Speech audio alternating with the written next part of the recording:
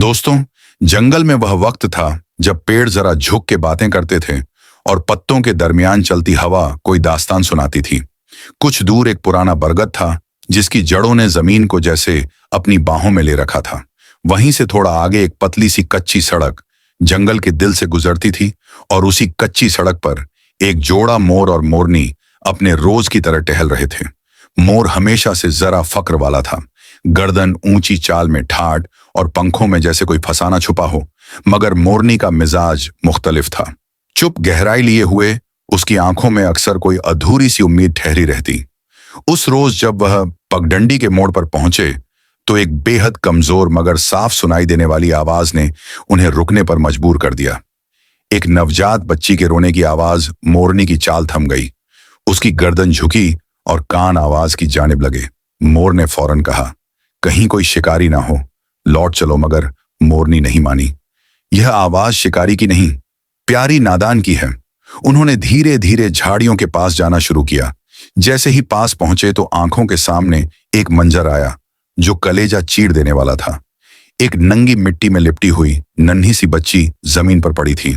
उसका बदन कांप रहा था। आवाज भले हल्की थी मगर उसमें एक ऐसी तड़प थी जो सीधा दिल को चीरती थी। मोर पीछे हटने लगा मगर मोरनी की नजर ठहर गई और तभी उनकी नजरों के सामने से दो साएं भागते हुए गुजरे। एक लड़का और एक लड़की, कपड़े बेतरतीब, चेहरे उलझन में लिपटे हुए।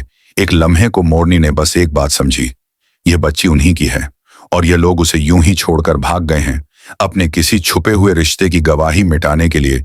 मोरनी ने धीमे से आगे बढ़कर उस बच्ची को अपनी चोंच से छुआ, फिर गर्दन झुकाकर उसकी हल्की सांसें सुनी। जिंदा थी मगर बहुत नाजुक। मोर पीछे से बोला, क्यों अपने आप को इस मुसीबत में डाल रही हो? इंसानों की चीजों में कूदना सही नहीं। मगर मोरनी की आंखों में आंसू थे, क्योंकि मोरनी को याद आया कि वह खुद कभी मां नहीं बन पाई थी। वह झुकी और अपने पंखों के नीचे उस बच्ची को बहुत हिफाजत से समेट लिया। उस वक्त मोर खड़ा देखता रहा मगर कुछ न कह सका। शाम हो चली थी। जंगल के ऊपर हल्की नीली धुंध पसर रही थी और दूर से किसी उल्लू की आवाज आ रही थी। मोरनी उस बच्ची को लिए चुपचाप एक कोने में बने अपने पुराने बसेरे की तरफ लौटने लगी। उसके दिल में अब कोई खालीपन नहीं था, बस एक रिश्ता था, माँ और बच्ची का। लेकिन उसे नहीं मालूम था कि उस बच्ची का सच क्या है।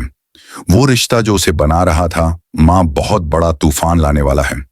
रात अब पूरी तरह जंगल पर छा चुकी थी। हवा में हल्की ठंडक, पत्तों की सरसराहट और कभी कभी दूर से किसी जानवर की आवाज, सब मिलकर ऐसा माहौल बना रहे थे जैसे कोई अनकहा डर जंगल की फजा में तैर रहा हो। मगर मोरनी के पंखों के नीचे एक नन्ही सी जान चैन से सोई पड़ी थी। उसने मोर की तरफ देखा जो कुछ फासले पर खड़ा था, अभी तक कुछ हैरानी और ना समझने की हालत में। देखो, यह बच्ची अब मेरी है, मोरनी ने धीमे लेकिन बेहद यकीन से कहा। उसकी आवाज में ऐसा लहजा था जो एक मां का होता है। मोर ने कुछ देर तक सिर्फ उसे देखा, फिर बोला, लेकिन इंसान की औलाद को पालना आसान नहीं होता। उनकी जिंदगी हमारे जैसी नहीं होती। उन्हें चीजें चाहिए होती हैं। दूध, कपड़ा, नरमी, और हमारी दुनिया सिर्फ पत्तों और कीड़ों से बनी है। मोरनी ने उसकी बात पूरी सुनी मगर उसकी नजरों में उस वक्त सिर्फ एक मंजर था। वह प्यारी बच्ची जो अब उसके अंदर मां की पहचान जगा चुकी थी। मोरनी उसे लेकर उस पुराने शहतूत के पेड़ के नीचे पहुंची जहां दोनों अक्सर रात गुजारा करते थे। वहां एक घना झुरमुट था जो ठंडी हवाओं से कुछ हद तक महफूज रहता था। मोर ने पत्तों को अपनी चोंच से इकट्ठा किया, सूखे तिनकों की एक परत बिछाई और उस पर मोरनी ने बच्ची को बहुत नरमी से लिटाया। बच्ची अब भी बेहद कमजोर थी, उसका जिस्म ठंडा और सांसें उथली। मोरनी ने उसके आसपास अपने पंख फैलाकर एक घेरा बनाया। मां की हिफाजत का पहला लम्हा। मगर सवाल था, अब क्या उस प्यारी बच्ची को खाना चाहिए था? इंसानी बच्चे दूध के बगैर जिंदा नहीं रहते। और यह तो जंगल था और वह भी एक मोरनी थी।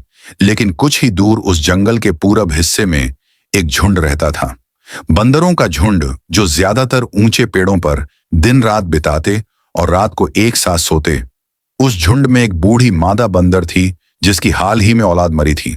दूध अब भी उसके जिस्म में था मगर बच्चा नहीं। रात के वक्त वह बूढ़ी मादा अकेली थी। जैसे ही सुबह की पहली हल्की रोशनी फैली, वह घूमती घूमती शहतूत के पेड़ के पास आ निकली जहां मोर और मोरनी रहते थे। बच्ची के रोने की आवाज सुनकर वो मादा वहीं रुक गई। उसकी आंखों में अजनबीपन तो था, लेकिन कोई अजीब सी कशिश भी थी। मोरनी ने बच्ची को सीने से चिपकाया और देखा, मादा बंदर धीरे धीरे करीब आ रही थी। झुकी और बच्ची को देखने लगी।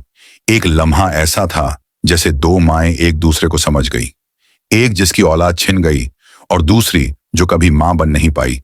मोरनी ने बच्ची को धीरे से आगे सरकाया। मादा बंदर ने एक झिंझक भरी ममता के साथ बच्ची को गोद में लिया और वही हुआ जिसकी सबसे ज्यादा जरूरत थी। बच्ची को दूध मिल गया। मोर दूर से सब देखता रहा और फिर धीरे से पेड़ की एक टहनी पर जाकर बैठ गया। अब उसे समझ में आ रहा था कि यह रिश्ता मुमकिन था। मुश्किल सही, मगर मुमकिन।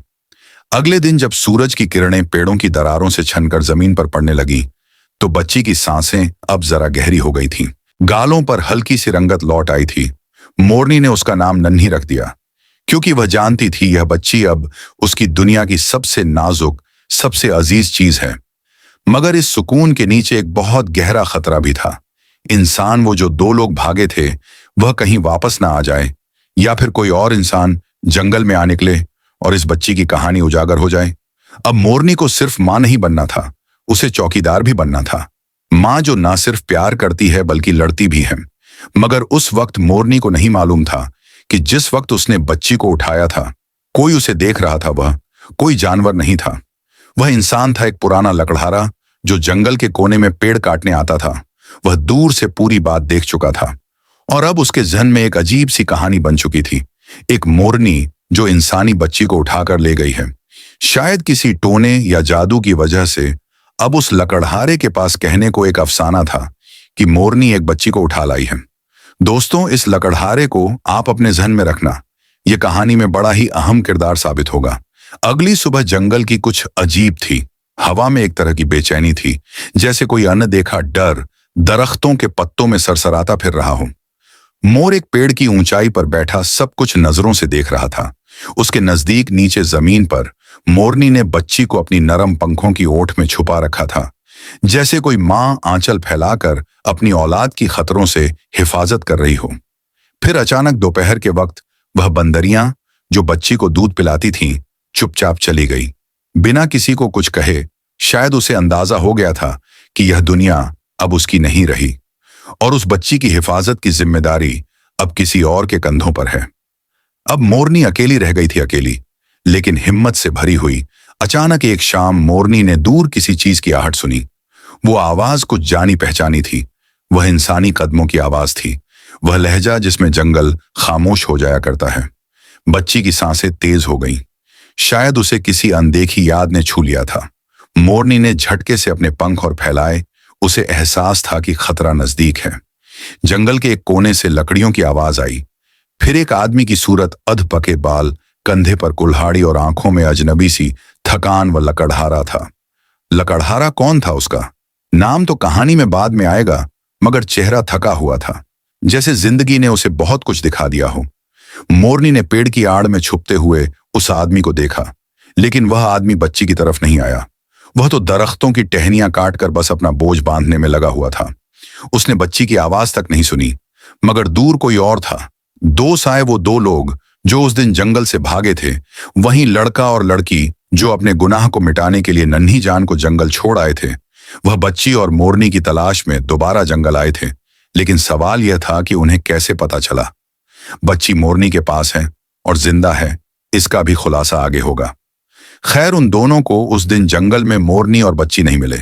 मोरनी अब बच्ची को अपने पंखों में लपेटे धीरे धीरे उसे लेकर झाड़ियों की तरफ खिसकने लगी। उसने वह जगह छोड़ दी जहां वह कई रोज से ठहरी थी। अब हर पल उसकी कोशिश थी बच्ची को इंसानी नजरों से बचाकर किसी महफूज कोने तक पहुंचा दे। मगर जंगल अब पहले जैसा नहीं रहा था। कहीं से एक शिकारी का जाल लटका हुआ था, कहीं जमीन पर इंसानी बूटों के निशान। मोरनी को समझ आ गया था अब सिर्फ पंखों से नहीं, दिमाग से भी उड़ान भरनी होगी। एक दिन मोरनी जंगल में बच्ची के साथ थी, तब अचानक एक आवाज आई, वह यहीं कहीं होनी चाहिए। मोरनी की रूह कांप गई। वह लड़का और लड़की फिर जंगल में थे। उनके चेहरे पर हवास बांखता सी बेचैनी थी। लड़की बार बार कह रही थी, अगर कोई देख लेगा तो सब कुछ खत्म हो जाएगा, हमें वह बच्ची चाहिए। अभी अब तक जो हुआ था वो एक इत्तेफाक जैसा था, लेकिन अब जंगल की खामोशी टूट चुकी थी।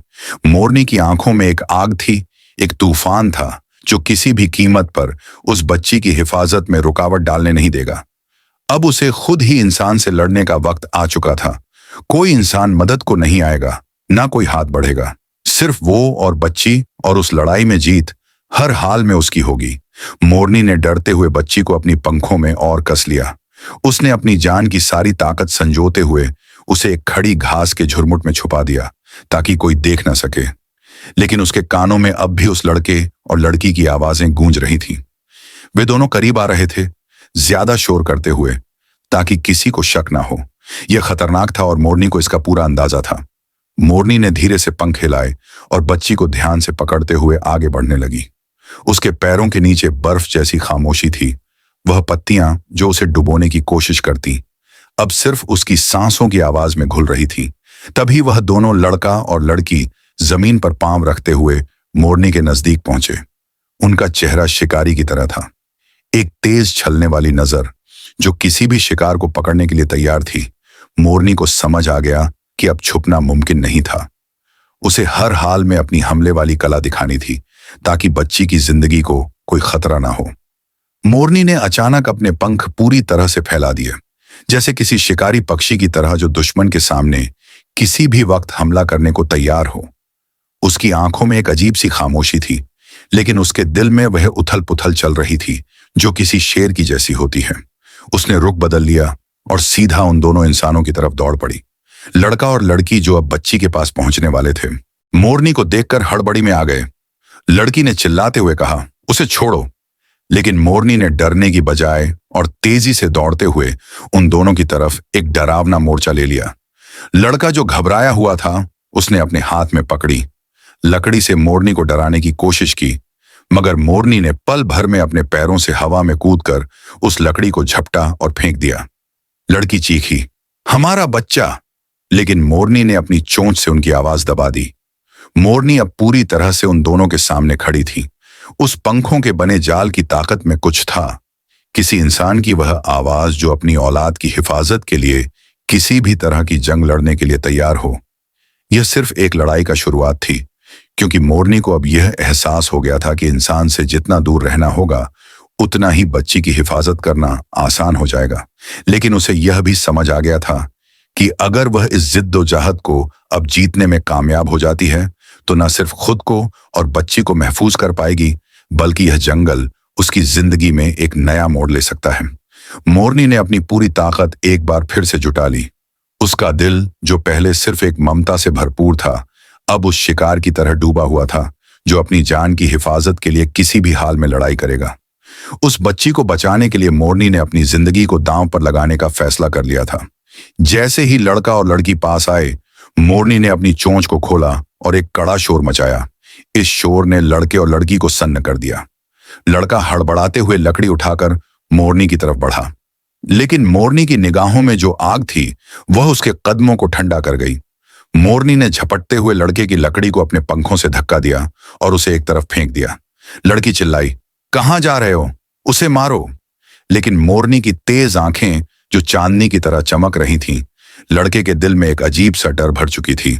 मोरनी ने तुरंत अपनी पूरी ताकत से उड़ान भरी और अपने पंखों के साथ लड़के और लड़की के सामने एक दीवार की तरह खड़ी हो गई।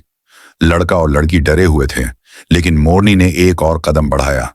इस बार अपनी चोंच से लड़की को धक्का देते हुए लड़की गिरते हुए चिल्लाई, ये क्या कर रही हो तुम?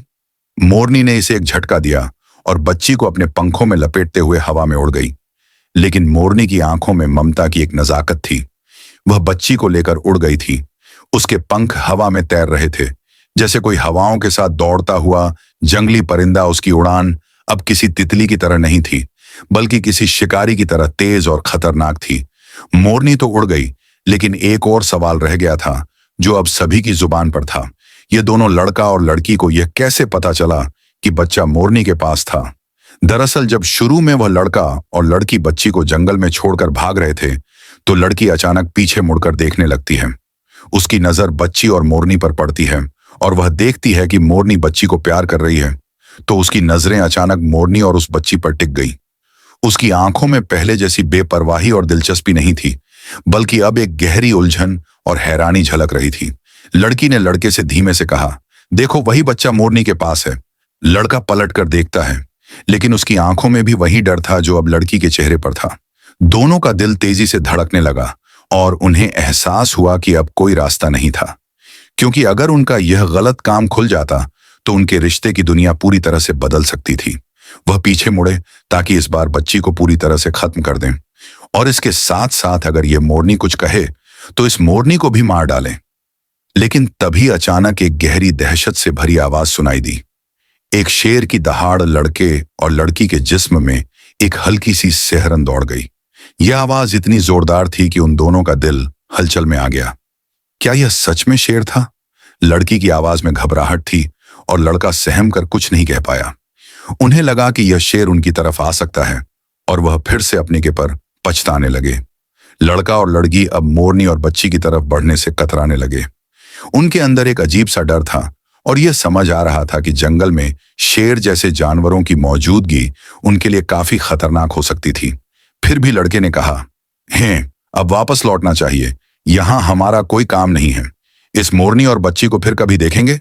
लड़की ने सिर झुकाया और हल्की सी आवाज में कहा, हैं, इस बच्ची का पीछा करने के बारे में और सोचना चाहिए, लेकिन पहले हमें इस जंगल से बाहर जाना होगा। यहां कुछ भी मुमकिन नहीं है। वह दोनों वापस लौट जाते हैं और फिर दोबारा जंगल में बच्ची और मोरनी के पास उन्हें खत्म करने आते हैं। जब मोरनी ने उस नन्ही बच्ची को अपनी चोंच में उठा लिया और उसे जंगल के एक गहरे हिस्से में ले गई। जंगल की हवा जो पहले कभी उन्हें इतनी हल्की और ताजगी से भरी लगती थी, अब जैसे कोई गहरी उलझन में बदल चुकी थी। लेकिन मोरनी ने अपने दिल में एक बात ठान ली थी, उस बच्ची को वह अपनी जान से भी ज्यादा सूरत हाल में बचाएगी। दिन गुजरते गए और दिन ब दिन वह बच्ची बड़ी होती जा रही थी। मोरनी उसके खाने पीने के लिए जंगल से कभी मधुमक्खी का शहद ले आती, कभी फलों को तोड़कर उनको पहले मुंह में चबाती और बच्ची के मुंह में डालती, कभी किसी बंदरिया का दूध ले आती और बच्ची को खिलाती पिलाती। बच्ची की मुस्कान, उसका हर कदम जैसे मोरनी के दिल के सबसे गहरे कोने में बसते जा रहे थे। मोरनी का दिल उस बच्ची के लिए ममता और हिफाजत का एहसास से भरा हुआ था। जैसे ही बच्ची के पास आती, मोरनी का दिल खुशी और डर के मिले जुले एहसासों से धड़कता। जंगल के उस गहरे हिस्से में जहां इंसान कभी नहीं पहुंच पाए थे, मोरनी और बच्ची का रिश्ता धीरे धीरे एक मां के रिश्ते में बदल रहा था। मोरनी उस बच्ची को अपनी पंखों में लपेटकर उसे हर खतरे से बचाने की कोशिश करती। उसे प्यार से अपने पास सुलाती बच्ची के चेहरे पर कभी भी डर नहीं दिखाई देता था, बल्कि उसकी आंखों में बस एक अनोखा सुकून और खामोशी थी। मोरनी और बच्ची का प्यार ऐसा था कि वह दोनों एक दूसरे के बिना जी नहीं सकते थे। बच्ची अब धीरे धीरे बड़ी हो रही थी। उसकी आंखों में पहले जैसा डर और उलझन नहीं था। अब उसमें मोरनी की तरह घने जंगल को समझने का जज्बा और यकीन था। वह अब धीरे धीरे जंगल के रास्तों को पहचानने लगी थी। मोरनी ने उसे सिखाया था कि कैसे वह जंगल के सारे खतरों से बच सकती है, और वह उसे हर दिन जंगल में घूमने के नए नए रास्ते दिखाती। बच्ची अब अपनी छोटी सी अंगुली से मोरनी के पंखों को छूकर खेलने लगी थी। वह जानने लगी थी कि मोरनी की चोंच के नीचे हर दुख सुख की कहानियां छिपी थीं। मोरनी अब भी जंगल में हर दिन अपनी पूरी ताकत से बच्ची को हर खतरे से बचाने की जद्दोजहद कर रही थी। एक दिन जब वह और बच्ची नदी के किनारे चल रहे थे, अचानक कुछ आंधी और तूफान जैसी हालत ने उनका रास्ता रोक लिया। बच्ची डर के बजाय मोरनी के पास और करीब आ गई। मोरनी ने उसे अपनी पंखों में लपेटा और उस आंधी से बचने के लिए एक पेड़ की छांव में ले आई। उसकी आंखों में एक अजीब सी परेशानी थी, क्योंकि वह जानती थी कि अगर कोई शिकारी या जानवर उन तक पहुंच जाता तो बच्ची की हिफाजत पर खतरा आ सकता था। लेकिन इस वक्त मोरनी का दिल उस बच्ची को अपनी पूरी ताकत से बचाने के लिए मचल रहा था। बच्ची अब बोलने लगी थी अपनी नन्ही आवाज में, जिसे सुनकर मोरनी का दिल खिल उठता था। एक दिन मोरनी ने बच्ची को एक नई जगह दिखाई, जहां नदी का पानी बहता था और पेड़ों की छांव में चहचहाती बत्तखें अपनी खुशी से खेलती थीं। मोरनी ने बच्ची को समझाया कि यह जगह उनके लिए महफूज है, लेकिन उसे यहां आने के बाद भी हमेशा होशियार रहना होगा। बच्ची अब जानने लगी थी कि जंगल में भी एक तरह की जिद्दोजहद होती है, जो उसे हर वक्त हिफाजत की जिम्मेदारी देती है। मोरनी और बच्ची का रिश्ता अब अजीब रिश्ता बन चुका था। दोनों एक दूसरे के बिना नहीं रह सकते थे। जंगल के हर कोने में उनका प्यार और जिद्दोजहद उनकी ताकत बन चुका था। बच्ची अब बड़ी हो रही थी। उसकी आंखों में अजीब सी समझ और जिज्ञासा थी। मोरनी ने उसे हर वह चीज सिखाई थी जो जंगल में रहकर जरूरी थी। हर दिन की शुरुआत होती थी मोरनी के साथ नन्हे कदमों की हल्की सी धड़कन से और खत्म होती थी चांद की रोशनी में। जब बच्ची मोरनी के पास सोती, मोरनी और बच्ची का रिश्ता अब सिर्फ एक मां का नहीं बल्कि दो दिलों का ऐसा जुड़ाव बन चुका था कि दोनों की आंखों में एक दूसरे का प्यार साफ दिखाई देता था। एक दिन जब जंगल में सूरज हल्का सा मंदा हो रहा था और जंगल की हवा में कुछ खास गुआबार सा था, एक बुजुर्ग आदमी धीरे धीरे पेड़ों के बीच से रास्ता बनाता हुआ आया। वो हकीम साहब, जिन्हें जंगल के लोग बहादुर बाबा के नाम से जानते थे, कंधे पर एक पुरानी झोली डाले हुए थे।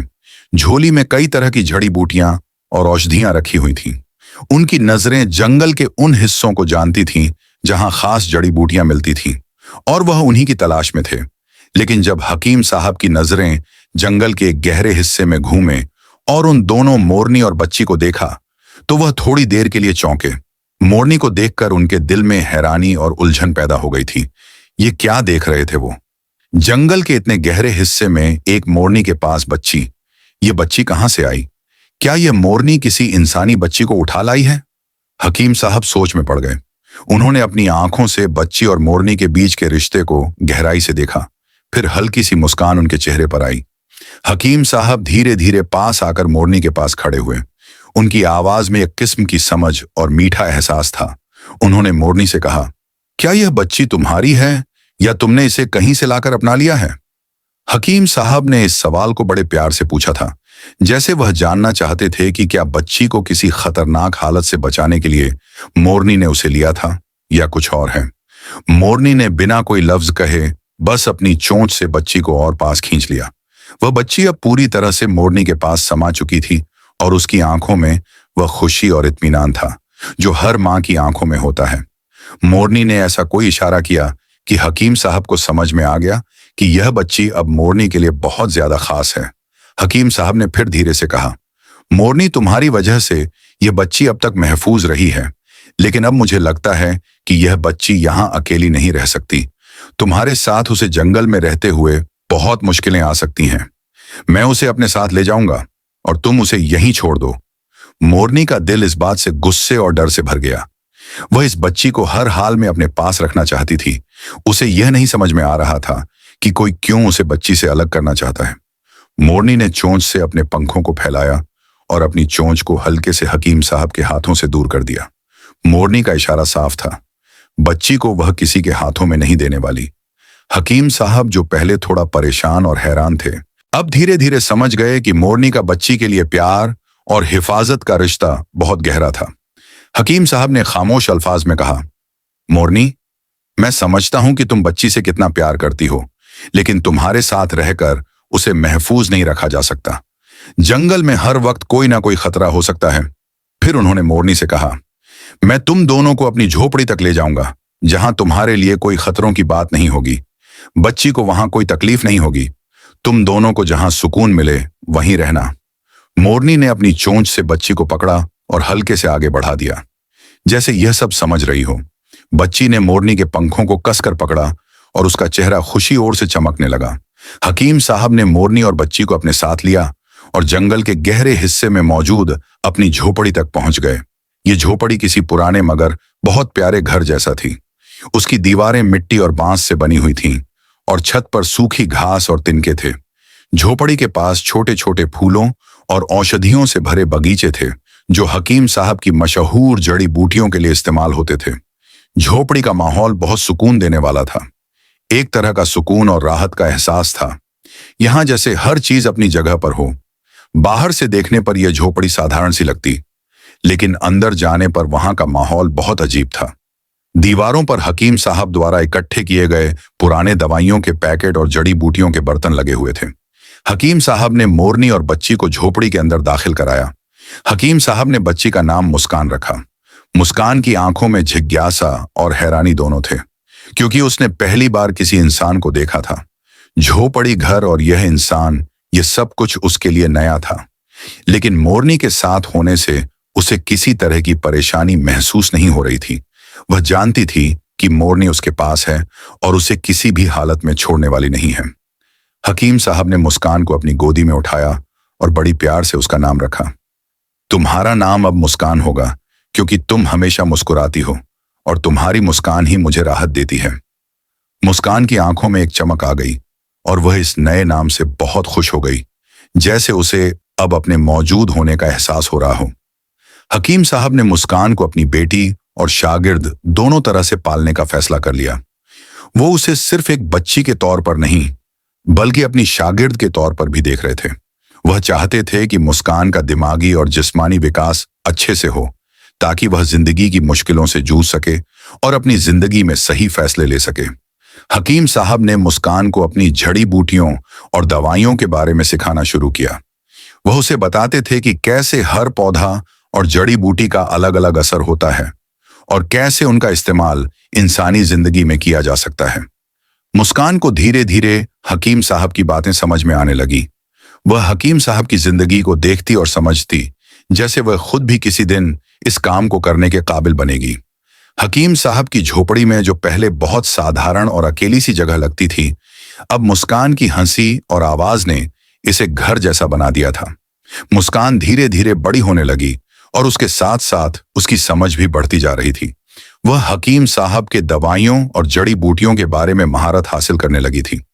उसकी आंखों में अब एक अलग तरह का सुकून था। मुस्कान अब छोटी बच्ची नहीं रही थी, वह 20 साल की हो चुकी थी। उसकी जिंदगी में अब काफी बदलाव आ चुका था। वह अब बहुत समझदार, चौकस और जिम्मेदार हो चुकी थी। उसकी आंखों में वह चमक थी जो किसी बड़े हकीम या डॉक्टर की हो सकती थी। मोरनी का प्यार और हकीम साहब की दी हुई तालीम ने उसे जिंदगी में बहुत कुछ सिखाया। हकीम साहब अब उसे सिर्फ औषधियां और जड़ी बूटियां नहीं सिखाते थे, बल्कि वह उसे यह भी समझाते थे कि जिंदगी में जिद्दोजहद क्या होती है। मुस्कान अब महसूस करने लगी थी कि जंगल और इंसान के बीच का फर्क सिर्फ बाहरी रूप में होता है। असली फर्क तो दिलों और रिश्तों का होता है। मुस्कान के दिल में मोरनी के लिए गहरी फिक्र और प्यार था। मोरनी अब उसकी एक सहेली और मां बन चुकी थी। मुस्कान को यह समझ में आ चुका था कि मोरनी ने उसे जन्म नहीं दिया था, मगर उसने उसे वह सब कुछ दिया था जो एक मां अपनी बच्ची को देती है। मोरनी के बिना उसका जीवन अधूरा होता। मुस्कान का दिल अब पूरी तरह से हकीम साहब और मोरनी के बीच बंट चुका था। जंगल में जीने का उसका तरीका और इंसानियत के बारे में उसकी सोच अब पूरी तरह से बदल चुकी थी। वह जानती थी कि उसकी जिंदगी में बहुत सी मुश्किलें आने वाली हैं, लेकिन वह अब किसी भी चुनौती का सामना करने के लिए तैयार थी। अब मुस्कान के पास न सिर्फ हकीम साहब का जड़ी बूटियां वाला इल्म था, बल्कि जंगल और इंसानियत के रिश्ते की भी गहरी समझ थी। वह सोचने लगी थी कि अगर जंगल में रहने वाली एक मोरनी किसी इंसान को अपनी बेटी की तरह पाल सकती है, तो वह भी किसी दिन इस दुनिया में अपना नाम कमा सकती है। मुस्कान अब मोरनी के बिना जंगल में एक कदम भी नहीं चलती थी। वह जानती थी कि मोरनी ने उसे कभी भी अकेला नहीं छोड़ा और अब उसकी बारी थी कि वह मोरनी को कभी अकेला न छोड़े। मोरनी उसके लिए मां से भी बढ़कर थी और मुस्कान का दिल हमेशा यही चाहता था कि मोरनी को किसी भी तरह का कोई नुकसान ना हो। हकीम साहब ने मुस्कान की तरक्की को देखा और अपनी आंखों से उसका बदलता हुआ रूप देखा। वह अब एक मंझी हुई हकीम बन चुकी थी। वह ना सिर्फ औषधियों और जड़ी बूटियों की जानकार थी, बल्कि उसने जंगल और इंसानियत के रिश्ते को भी अच्छे से समझ लिया था। एक दिन हकीम साहब ने मुस्कान को अपने पास बिठाया और उसे कहा, बेटी, अब तुम्हें इस जंगल से बाहर की दुनिया को भी देखना चाहिए। वहां लोग हैं, उनकी तकलीफें हैं और वहां तुम्हारी जड़ी बूटियों का इल्म किसी की जिंदगी को नया रास्ता दे सकता है। मुस्कान ने हकीम साहब की बात सुनी, लेकिन उसके दिल में एक डर था। वह डर था मोरनी को छोड़ने का। उसने हकीम साहब से कहा, अगर मैं जंगल से बाहर जाऊंगी तो मोरनी का क्या होगा? वह मेरे बिना कैसे रहेगी? हकीम साहब ने मुस्कान के सवाल को गहराई से समझा और फिर मुस्कुराते हुए कहा, बेटी, मोरनी ने तुम्हें जिंदगी दी है और अब तुम्हारी बारी है कि तुम उस जिंदगी को इस दुनिया में एक मकसद दो। मोरनी तुम्हारे दिल में हमेशा रहेगी और वह तुम्हारे इस फैसले से खुश होगी। मुस्कान की आंखों में आंसू थे, लेकिन वह समझ गई कि हकीम साहब सही कह रहे हैं। उसने मोरनी को गले लगाया और अपने दिल में एक वादा किया कि वह जहां भी जाएगी, मोरनी की यादें और प्यार हमेशा उसके साथ रहेंगे। हकीम साहब ने मुस्कान को जंगल से बाहर की दुनिया में जाने के लिए तैयार किया। वह उसे एक छोटे से गांव में ले गए, जहां लोग अपनी तकलीफों और बीमारियों से जूझ रहे थे। मुस्कान ने वहां अपनी जड़ी बूटियों और हकीम साहब की सिखाई हुई दवाइयों का इस्तेमाल शुरू किया। धीरे धीरे गांव के लोग उसे जानने लगे और उसकी दवाइयों से उनकी जिंदगी में सुकून आने लगा। मुस्कान की शोहरत गांव से निकलकर दूर दूर तक फैलने लगी। लोग उसे प्यार से जंगल वाली हकीम बुलाने लगे, क्योंकि उसकी कहानी किसी को मालूम नहीं थी, लेकिन उसकी आंखों में जंगल की गहराई और ममता साफ दिखाई देती थी। मुस्कान ने कभी भी अपने अतीत को भुलाया नहीं। वह हर साल जंगल में वापस आती थी। अपनी मोरनी से मिलने के लिए वह उस शहतूत के पेड़ के नीचे बैठती जहां उसकी जिंदगी की शुरुआत हुई थी, और मोरनी को अपनी सारी कहानियां सुनाती। मोरनी अब बूढ़ी हो चुकी थी, लेकिन उसकी आंखों में वही प्यार और ममता थी जो पहले दिन थी। एक दिन जब मुस्कान जंगल में मोरनी से मिलने आई तो उसने देखा कि मोरनी की सांसें धीमी हो रही थीं। मोरनी ने अपनी आखिरी सांसें मुस्कान की बाहों में लीं और उसकी आंखों में एक आखिरी बार वही प्यार झलका जो उसने पहले दिन दिखाया था। मुस्कान की आंखों से आंसू बह रहे थे, लेकिन वह जानती थी कि मोरनी ने उसे जो जिंदगी दी वह अब एक मकसद बन चुकी थी।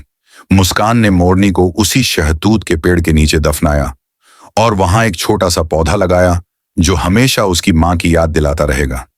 मुस्कान ने अपने बाकी की जिंदगी लोगों की सेवा में बिता दी, लेकिन उसके दिल में हमेशा वही जंगल, वही मोरनी और वही प्यार जिंदा रहा जिसने उसे जिंदगी का असली मतलब सिखाया था। दोस्तों, जंगल में वह वक्त था जब पेड़ जरा झुक के बातें करते थे और पत्तों के दरमियान चलती हवा कोई दास्तान सुनाती थी। कुछ दूर एक पुराना बरगद था जिसकी जड़ों ने जमीन को जैसे अपनी बाहों में ले रखा था।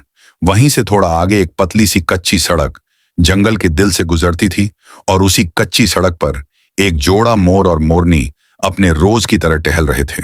मोर हमेशा से जरा फक्र वाला था, गर्दन ऊंची चाल में ठाठ और पंखों में जैसे कोई फसाना छुपा हो, मगर मोरनी का मिजाज मुख्तलिफ था। चुप गहराई लिए हुए उसकी आंखों में अक्सर कोई अधूरी सी उम्मीद ठहरी रहती। उस रोज जब वह पगडंडी के मोड़ पर पहुंचे तो एक बेहद कमजोर मगर साफ सुनाई देने वाली आवाज ने उन्हें रुकने पर मजबूर कर दिया। एक नवजात बच्ची के रोने की आवाज मोरनी की चाल थम गई। उसकी गर्दन झुकी और कान आवाज की जानिब लगे। मोर ने फौरन कहा, कहीं कोई शिकारी ना हो, लौट चलो। मगर मोरनी नहीं मानी। यह आवाज शिकारी की नहीं, प्यारी नादान की है। उन्होंने धीरे धीरे झाड़ियों के पास जाना शुरू किया। जैसे ही पास पहुंचे तो आंखों के सामने एक मंजर आया जो कलेजा चीर देने वाला था। एक नंगी मिट्टी में लिपटी हुई नन्ही सी बच्ची जमीन पर पड़ी थी।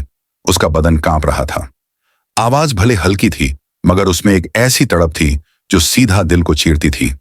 मोर पीछे हटने लगा, मगर मोरनी की नजर ठहर गई और तभी उनकी नजरों के सामने से दो साएं भागते हुए गुजरे। एक लड़का और एक लड़की, कपड़े बेतरतीब, चेहरे उलझन में लिपटे हुए। एक लम्हे को मोरनी ने बस एक बात समझी, यह बच्ची उन्हीं की है और ये लोग उसे यूं ही छोड़कर भाग गए हैं अपने किसी छुपे हुए रिश्ते की गवाही मिटाने के लिए। मोरनी ने धीमे से आगे बढ़कर उस बच्ची को अपनी चोंच से छुआ, फिर गर्दन झुकाकर उसकी हल्की सांसें सुनी। जिंदा थी मगर बहुत नाजुक। मोर पीछे से बोला, क्यों अपने आप को इस मुसीबत में डाल रही हो? इंसानों की चीजों में कूदना सही नहीं। मगर मोरनी की आंखों में आंसू थे, क्योंकि मोरनी को याद आया कि वह खुद कभी मां नहीं बन पाई थी। वह झुकी और अपने पंखों के नीचे उस बच्ची को बहुत हिफाजत से समेट लिया। उस वक्त मोर खड़ा देखता रहा, मगर कुछ न कह सका। शाम हो चली थी। जंगल के ऊपर हल्की नीली धुंध पसर रही थी और दूर से किसी उल्लू की आवाज आ रही थी। मोरनी उस बच्ची को लिए चुपचाप एक कोने में बने अपने पुराने बसेरे की तरफ लौटने लगी। उसके दिल में अब कोई खालीपन नहीं था, बस एक रिश्ता था, मां और बच्ची का। लेकिन उसे नहीं मालूम था कि उस बच्ची का सच क्या है। वो रिश्ता जो उसे बना रहा था, मां बहुत बड़ा तूफान लाने वाला है। रात अब पूरी तरह जंगल पर छा चुकी थी। हवा में हल्की ठंडक, पत्तों की सरसराहट और कभी कभी दूर से किसी जानवर की आवाज, सब मिलकर ऐसा माहौल बना रहे थे जैसे कोई अनकहा डर जंगल की फजा में तैर रहा हो। मगर मोरनी के पंखों के नीचे एक नन्ही सी जान चैन से सोई पड़ी थी। उसने मोर की तरफ देखा जो कुछ फासले पर खड़ा था, अभी तक कुछ हैरानी और ना समझने की हालत में। देखो, यह बच्ची अब मेरी है, मोरनी ने धीमे लेकिन बेहद यकीन से कहा। उसकी आवाज में ऐसा लहजा था जो एक मां का होता है। मोर ने कुछ देर तक सिर्फ उसे देखा, फिर बोला, लेकिन इंसान की औलाद को पालना आसान नहीं होता। उनकी जिंदगी हमारे जैसी नहीं होती, उन्हें चीजें चाहिए होती हैं। दूध, कपड़ा, नरमी और हमारी दुनिया सिर्फ पत्तों और कीड़ों से बनी है। मोरनी ने उसकी बात पूरी सुनी, मगर उसकी नजरों में उस वक्त सिर्फ एक मंजर था। वह प्यारी बच्ची जो अब उसके अंदर मां की पहचान जगा चुकी थी। मोरनी उसे लेकर उस पुराने शहतूत के पेड़ के नीचे पहुंची, जहां दोनों अक्सर रात गुजारा करते थे। वहां एक घना झुरमुट था जो ठंडी हवाओं से कुछ हद तक महफूज रहता था। मोर ने पत्तों को अपनी चोंच से इकट्ठा किया, सूखे तिनकों की एक परत बिछाई और उस पर मोरनी ने बच्ची को बहुत नरमी से लिटाया। बच्ची अब भी बेहद कमजोर थी, उसका जिस्म ठंडा और सांसें उथली। मोरनी ने उसके आसपास अपने पंख फैलाकर एक घेरा बनाया। मां की हिफाजत का पहला लम्हा, मगर सवाल था, अब क्या उस प्यारी बच्ची को खाना चाहिए था? इंसानी बच्चे दूध के बगैर जिंदा नहीं रहते। और यह तो जंगल था, और वह भी एक मोरनी थी। लेकिन कुछ ही दूर उस जंगल के पूरब हिस्से में एक झुंड रहता था, बंदरों का झुंड, जो ज्यादातर ऊंचे पेड़ों पर दिन रात बिताते और रात को एक साथ सोते। उस झुंड में एक बूढ़ी मादा बंदर थी जिसकी हाल ही में औलाद मरी थी। दूध अब भी उसके जिस्म में था, मगर बच्चा नहीं। रात के वक्त वह बूढ़ी मादा अकेली थी। जैसे ही सुबह की पहली हल्की रोशनी फैली, वह घूमती घूमती शहतूत के पेड़ के पास आ निकली, जहां मोर और मोरनी रहते थे। बच्ची के रोने की आवाज सुनकर वो मादा वहीं रुक गई। उसकी आंखों में अजनबीपन तो था, लेकिन कोई अजीब सी कशिश भी थी। मोरनी ने बच्ची को सीने से चिपकाया और देखा, मादा बंदर धीरे धीरे करीब आ रही थी। झुकी और बच्ची को देखने लगी। एक लम्हा ऐसा था जैसे दो माएं एक दूसरे को समझ गई, एक जिसकी औलाद छिन गई और दूसरी जो कभी मां बन नहीं पाई। मोरनी ने बच्ची को धीरे से आगे सरकाया। मादा बंदर ने एक झिंझक भरी ममता के साथ बच्ची को गोद में लिया, और वही हुआ जिसकी सबसे ज्यादा जरूरत थी। बच्ची को दूध मिल गया। मोर दूर से सब देखता रहा और फिर धीरे से पेड़ की एक टहनी पर जाकर बैठ गया। अब उसे समझ में आ रहा था कि यह रिश्ता मुमकिन था। मुश्किल सही, मगर मुमकिन। अगले दिन जब सूरज की किरणें पेड़ों की दरारों से छनकर जमीन पर पड़ने लगी, तो बच्ची की सांसें अब जरा गहरी हो गई थीं।